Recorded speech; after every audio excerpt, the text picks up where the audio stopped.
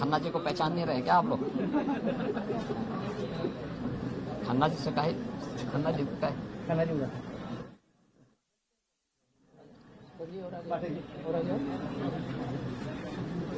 मित्रों, मैं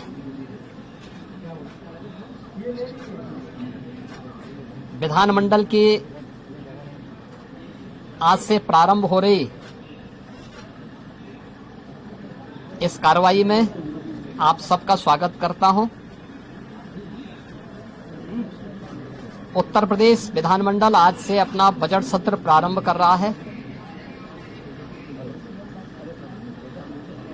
और जो संसदीय परंपराएं हैं उसके अनुरूप इसकी शुरुआत माननीय राज्यपाल जी के अभिभाषण से होगी।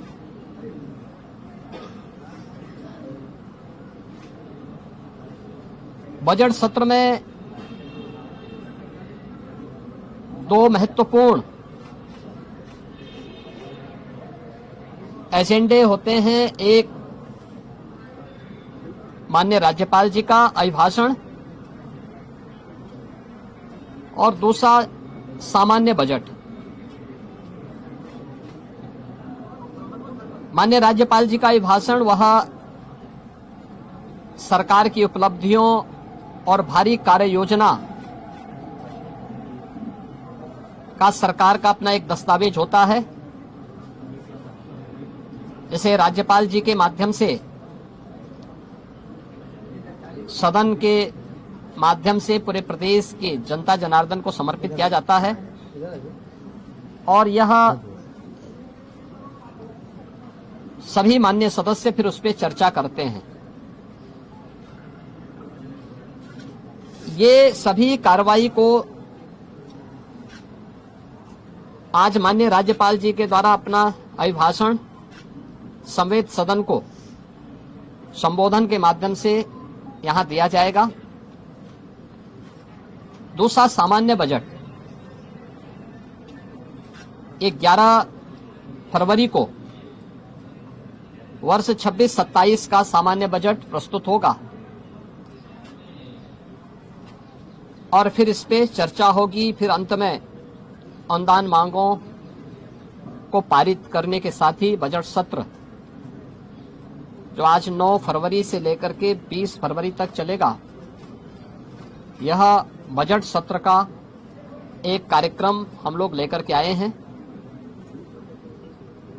आज माननीय राज्यपाल जी के भाषण के बाद जब अभिभाषण सदन के पटल पे रखा जाएगा, उसके तुरंत बाद उत्तर प्रदेश का आर्थिक सर्वेक्षण भी सदन में प्रस्तुत होगा। ये पहली बार कोई राज्य सरकार अपनी आर्थिक उपलब्धियों को लेकर के, क्योंकि जब हम लोग इस बात का उल्लेख करते हैं कि हम लोगों ने यूपी के बीमारू पन से इसको उभार करके भारत की इकोनॉमी के ब्रेक थ्रू के रूप में उत्तर प्रदेश को स्थापित किया है, उन सभी कारकों को और उत्तर प्रदेश की इस आर्थिक उन्नयन की इस यात्रा को भी जानने का अधिकार सभी माननीय जनप्रतिनिधियों को और उत्तर प्रदेश की जनता जनार्दन को होना चाहिए।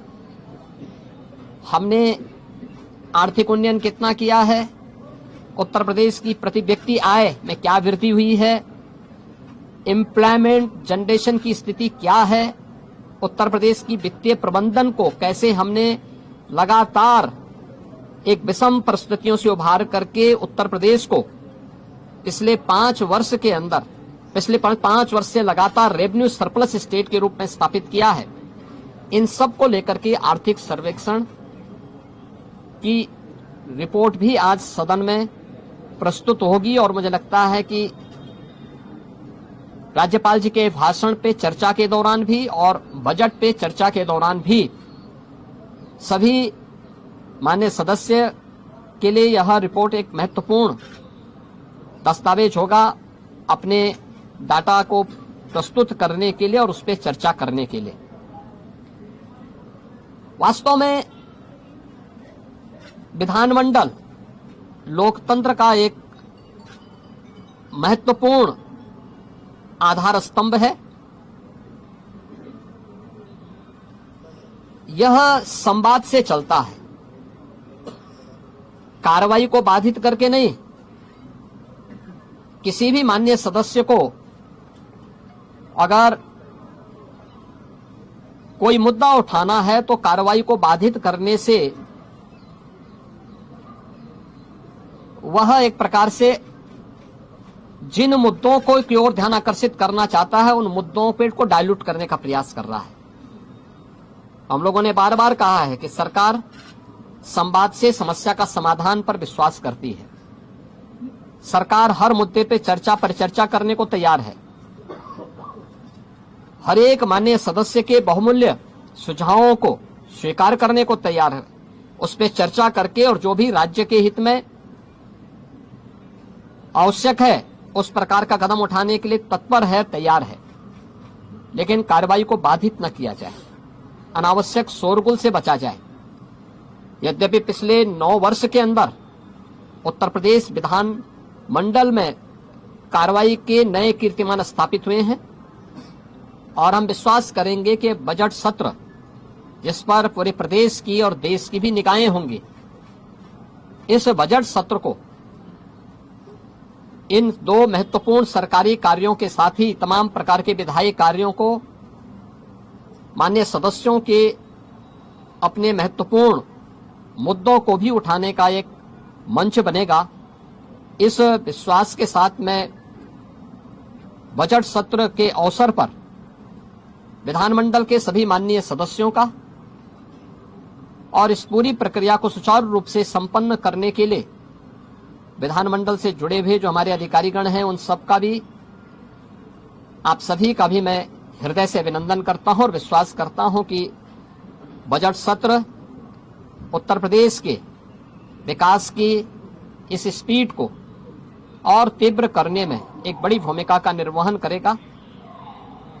मेरा सभी पक्षों के माननीय सदस्यों से अपील होगी कि हमें विधायिका के सर्वोच्च मंच को जनता जनार्दन से जुड़े हुए मुद्दों पर एक सार्थक चर्चा को आगे बढ़ाने, संवाद से समस्या के समाधान की दिशा में एक नया मार्ग आगे बढ़ाने की दिशा में अपना प्रयास करना चाहिए। मैं सभी माननीय सदस्यों का बजट सत्र के अवसर पर, क्योंकि यह सत्र और यह वर्ष हमारी सरकार का 10वां बजट है, तो उस दृष्टि से अत्यंत महत्वपूर्ण है। मैं सभी का एक बार फिर से सबका स्वागत करता हूं।